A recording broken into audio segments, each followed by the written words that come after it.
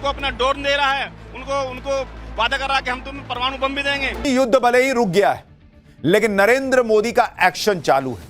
वो पाकिस्तान का साथ देने वालों को भी नहीं छोड़ रहे और इसलिए तुर्की पर एक्शन तेज हो गया है और इसका ट्रेलर नरेंद्र मोदी ने दिखा दिया है। जरा आप भी ट्रेलर देखिए, फिर बताता हूं ट्रंप ने कैसे पलटी मार दी।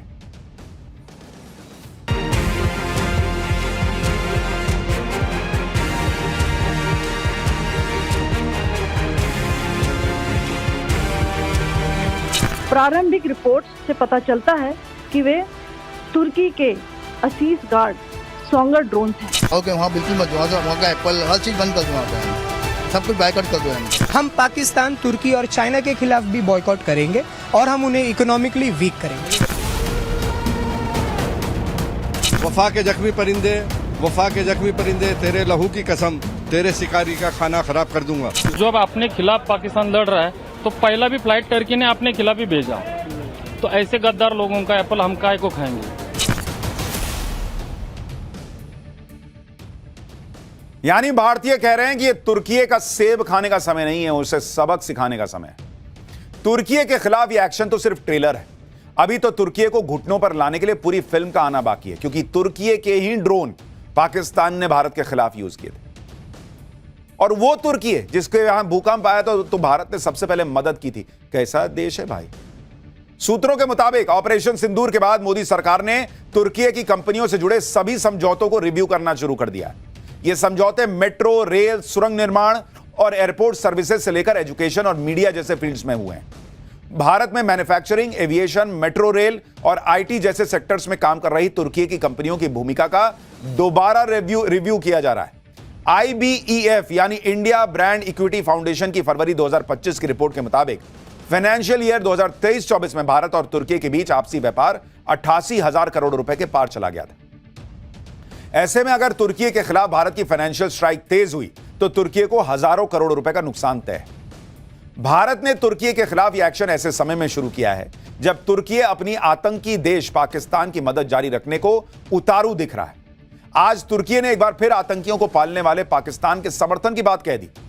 तुर्की के राष्ट्रपति एर्दोगन ने पाकिस्तान के पीएम शहबाज शरीफ को डियर ब्रदर बताया और भविष्य में भी पाकिस्तान के साथ खड़े होने की बात कही। तुर्की के राष्ट्रपति ने कहा कि डियर ब्रदर शहबाज शरीफ तुर्की और पाकिस्तान का भाईचारा सच्ची दोस्ती के बेहतरीन उदाहरणों में से एक है। आगे एर्दोगन ने लिखा कि वो भविष्य में भी अच्छे बुरे समय में पाकिस्तान के साथ खड़े रहेंगे। पाकिस्तान और तुर्की की दोस्ती जिंदाबाद। और ये दोस्ती कोई ऐसी नहीं है कि पाकिस्तान ने तुर्की की कोई मदद कर दी। ये वही कि तुम भी मुसलमान हम भी मुसलमान, तुम भी इस्लाम मानने वाले हम भी इस्लाम मानने वाले हिसाब चल रहा है और कुछ नहीं। अगर मानवता की बात होती तो वो भारत का वो की मदद याद रखते कि जब हम इतने संकट में थे कि भयंकर भूकंप आया था कि नरेंद्र मोदी ने भारत की तरफ से सबसे पहले मदद भिजवाई थी।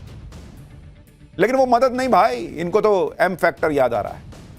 भारत अब तुर्की को कोई बिजनेस नहीं देगा, यह क्लियर होता जा रहा है। एक पैसा तुर्की को नहीं मिलेगा, इसके लिए प्रयास हो रहा है। भारत में बॉयकॉट तुर्की की मुहिम जोर पकड़ चुकी है। मोदी सरकार के एक्शन से पहले ही देश के लोग अपने अपने तरीके से पाकिस्तान का साथ देने वाले देशों के खिलाफ एक्शन ले रहे हैं। देश के अलग अलग हिस्सों में पाकिस्तान के साथ ही तुर्की के खिलाफ भी जबरदस्त प्रदर्शन हो रहा है। तुर्की के कंप्लीट बॉयकॉट की मांग हो रही है। Chamber of trade and industry करीब 700 बिजनेस ऑर्गेनाइजेशंस को उन्होंने अपील की है कि वो चीन और तुर्की के साथ सभी तरह के व्यापार को रोक दें। व्यापार संगठन confederation of all India traders ने भी तुर्की और अजरबैजान के बॉयकॉट की अपील की है। इस बॉयकॉट मुहिम का असर दिखने भी लगा है। मेक माई ट्रिप के मुताबिक दोनों देशों की ट्रैवल बुकिंग में 60% की कमी आ गई है। ट्रिप कैंसिलेशन 250% बढ़ गया है। ट्रैवल प्लेटफॉर्म ईज माई ट्रिप ने एक एडवाइजरी जारी की है जिसमें यात्रियों से कहा गया कि वे तुर्की और अजरबैजान की यात्रा तभी करें जब बहुत जरूरी हो। ऑनलाइन ट्रैवल बुकिंग्स प्लेटफॉर्म इक्जीगो ने तुर्की, चीन और अजरबैजान के लिए सभी फ्लाइट और होटल बुकिंग को कैंसिल कर दिया है। आप सुनिए, गुजरात में राजकोट में टूर ऑपरेटर्स ने तुर्की के टूर का बॉयकॉट कर दिया। वो कह रहे हैं कि तुर्की के टूर की बुकिंग ही नहीं लेंगे। अब सुनिए जरा इन लोगों को। तो तुर्की को हमने पूरे का पूरा बॉयकॉट किया है क्योंकि वो टेररिस्ट कंट्री का साथ दे रहे हैं। वो हमारे पैसों से हमारा पैसों से वो मतलब डिफेंस खरीद के वो हमारे खिलाफ ही वो यूज कर रहे हैं। पूरे का पूरी तरह तुर्की का हमने बैन कर दिया है। पूरा देश पाकिस्तान के मददगार तुर्की के संपूर्ण बॉयकॉट की मांग कर रहा है। सरकार ने तुर्की के खिलाफ एक्शन शुरू कर दिया। व्यापारी हों या ट्रैवल एजेंसियां या फिर फिल्म इंडस्ट्री, सब एक आवाज में तुर्की का बॉयकॉट कर रहे हैं। लेकिन कांग्रेस से जब तुर्की के बॉयकॉट पर सवाल पूछा गया तो उनके नेताओं के मुंह में मानो दही जम गया।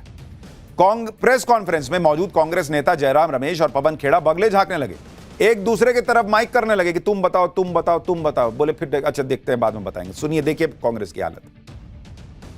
टर्की बॉयकॉट, टर्की के बॉयकॉट पे सर क्या कांग्रेस पार्टी इसका समर्थन करते हैं ये क्षेत्र में? इस पर भी हम शीघ्र आपसे जरूर मुखातिब। सर यानी कांग्रेस अभी भी मूड ही बना रही है कि तुर्की का विरोध करना है कि नहीं करना है। एक दूसरे की तरफ माइक कर रहे हैं। एक लाइन नहीं बोल सकते थे कि देश के खिलाफ जो भी है हम उसके साथ कैसे हो सकते हैं, ये कांग्रेस की नीति है। नहीं बोल सकते थे, इधर उधर माइक करने लगे। कांग्रेस भले ही तुर्की के खिलाफ देश में भड़के गुस्से पर कंफ्यूज है, लेकिन भारत के लोगों ने मन बना लिया है कि पाकिस्तान की मदद का सबक तुर्की को सिखाएंगे। व्यापार संगठनों और ट्रैवल एजेंसीज के बाद अब देश की यूनिवर्सिटीज भी बॉयकॉट तुर्की मुहिम में शामिल हो गई। दिल्ली में जवाहरलाल यूनिवर्सिटी यानी जेएनयू ने तुर्की की इनोनू यूनिवर्सिटी के साथ हुआ एमओयू रद्द कर दिया है। इस एमओयू पर इसी साल 3 फरवरी को साइन किए गए थे। जामिया मिलिया इस्लामिया ने भी तुर्की सरकार से जुड़े सभी एजुकेशनल संस्थानों से किए गए एमओयू को सस्पेंड कर दिया है। इसी तरह कानपुर यूनिवर्सिटी ने भी तुर्की की इस्तांबुल यूनिवर्सिटी के साथ किए गए एमओयू को रद्द कर दिया है। दो देशों की यूनिवर्सिटीज के बीच क्रॉस कल्चरल रिसर्च और स्टडी में आपसी सहयोग को बढ़ावा देने के लिए इस तरह के एमओयू साइन किए जाते हैं। वहीं भारत के कई सेब व्यापारियों ने तुर्कियों से सेब इंपोर्ट नहीं करने का ऐलान कर दिया है। फिल्म इंडस्ट्री के कई डायरेक्टर्स ने अपनी फिल्मों की तुर्की में होने वाली शूटिंग कैंसिल कर दी है। यानी जिससे जो बन पड़ रहा है उस लिहाज से वो तुर्की का विरोध कर रहा है। कितना असर होगा, कितना इंपैक्ट होगा, इंपॉर्टेंट नहीं है। मैसेज जाना जरूरी है कि तुम आतंकवाद के साथ खड़े हो तो हम तुम्हारे साथ नहीं खड़े हो सकते। और पाकिस्तान खुद तो डूबेगा, अपने दोस्तों को भी लेकर डूबेगा, यह क्लियर होता जा रहा है। पाकिस्तान की हालत इस समय ऐसी है कि उस पर आंधी आई हुई है, भारत नाम की एक आंधी। जब आंधी आती है तो आप जल्दी जल्दी दरवाजे खिड़की बंद करते हैं, लेकिन पाकिस्तान इस भारत की आंधी में उड़ा जा रहा है। वो एक खिड़की बंद करता है तो दूसरी खिड़की खुल जाती है, फिर दौड़ के उधर जाता है, खिड़की बंद करता है तो दरवाजा खुल जाता है। और भारत की आंधी पाकिस्तान को उड़ा ले जाएगी ऐसा लग रहा है, क्योंकि एक तरफ भारत ने ऑपरेशन सिंदूर के बाद पीओके वापस लेने की बात बार बार करनी शुरू कर दी है। मिशन पीओके का बटन दबा दिया है नरेंद्र मोदी ने, ऐसा लगने लगा है। दूसरी तरफ सिंधु जल समझौते पर कह दिया है भारत ने कि पाकिस्तान को इसमें कोई रियायत नहीं मिलेगी। तीसरी तरफ पाकिस्तान के एटम बम के फ्यूज नरेंद्र मोदी ने उड़ाने का प्रयास शुरू कर दिया है, जिसके बारे में आपको आगे बताऊंगा। लेकिन चौथा बड़ा एक्शन, जिसकी बड़ी खबर अभी पहले आपको बता दूं, भारत की पाकिस्तान को बड़ी चेतावनी आ गई है। भारत ने आतंकी हाफिज सईद पाकिस्तान भारत को सौंपे, यह पाकिस्तान से कह दिया है। मसूद अजहर, भारत ने कह दिया कि पाकिस्तान आतंकी मसूद अजहर को भी भारत को सौंपे। आतंकी सैफुल्ला, जो इस पहलगाम हमले का मास्टरमाइंड है, भारत ने पाकिस्तान से कहा है कि इसको भी सौंपो, हमको दो, तुमसे नहीं होगा, हम इनको निपटा देंगे। पहलगाम अटैक का मास्टरमाइंड है सैफुल्ला। भारत ने पाकिस्तान को मोस्ट वांटेड आतंकियों की एक लिस्ट दे दी है भाई। भारत ने कह दिया है कि ये अब एक दो इस पे उस पे बात नहीं होगी, हम घुस के मारना चाहेंगे मार देंगे, तुमने देख लिया, इसलिए बेहतर है कि ये लिस्ट पकड़ो और हमको हाफिज सईद भी दे दो, हमको वो मसूद अजहर भी दे दो, और हमको ये सैफुल्ला और बाकी जो पूरी लिस्ट है दे दी है भारत कि खत्म करो तमाशा, ये दे दो हमको। और ये बहुत बड़ी बात है। सुनिए विदेश मंत्री एस जयशंकर ने इस पर क्या कहा है। I think the Prime Minister made it very clear that the only talks with Pakistan will be on terror.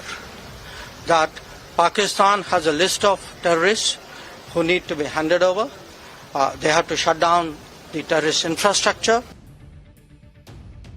विदेश मंत्री एस जयशंकर ने क्लियर कर दिया है कि पाकिस्तान को लिस्ट दी जा चुकी है आतंकियों की, अब तुम्हारा एक ही काम है कि उनको भारत को सौंप दो।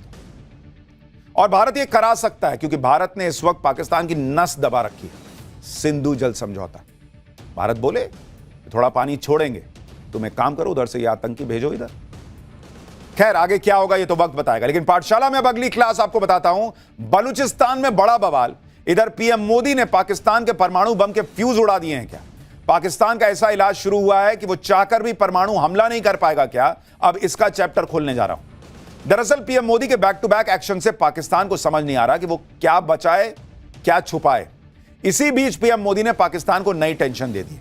पहले भारत ने पाकिस्तान के उन एयरबेसेस को तबाह किया जिसके पास ही पाकिस्तान के परमाणु ठिकाने हैं। अब पीएम मोदी पाकिस्तान का वो इलाज करने चले हैं जिससे पाकिस्तान अपने एटम बम से भी हाथ गवा देगा।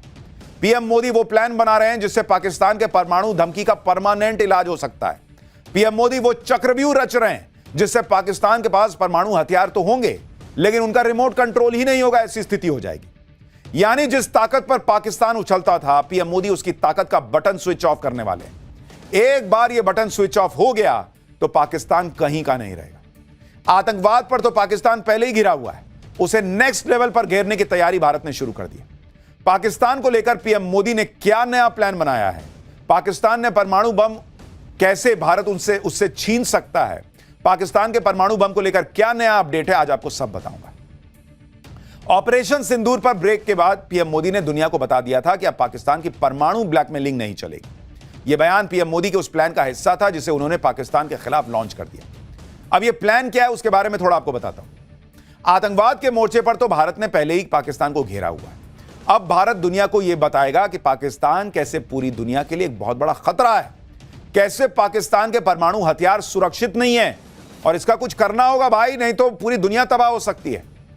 आज रक्षा मंत्री राजनाथ सिंह का बयान सुनिए, उनके बयान में ही पीएम मोदी का अगला प्लान क्या है आपको समझ में आ जाएगा, फिर उसकी डिटेल बताता हूं।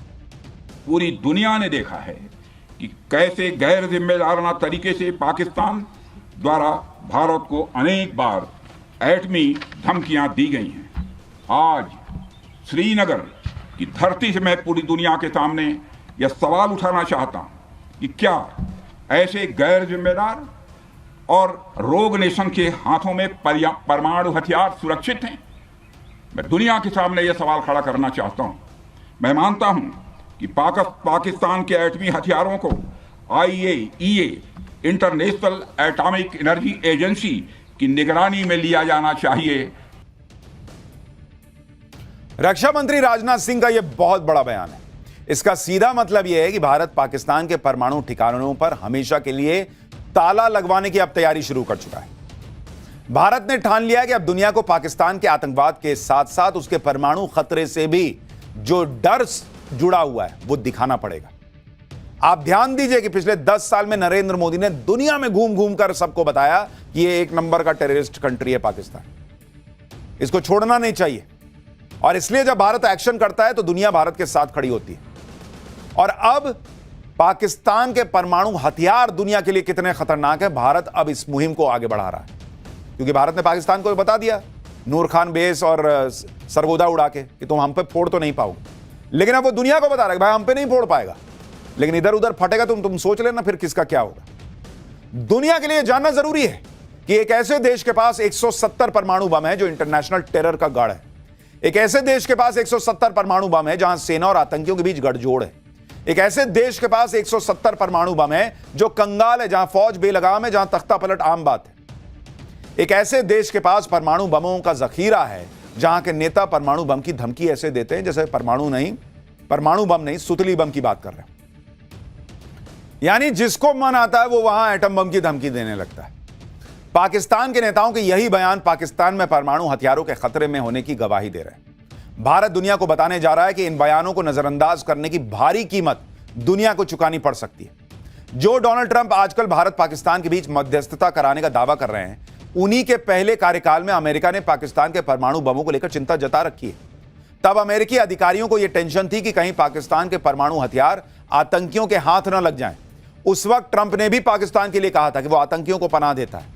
साल 2022 में तब के अमेरिकी राष्ट्रपति जो बाइडेन ने पाकिस्तान को दुनिया के सबसे खतरनाक देशों में से एक बताया था। कहा था कि पाकिस्तान वो देश है जहां बिना किसी सामंजस्य के परमाणु हथियार मौजूद हैं।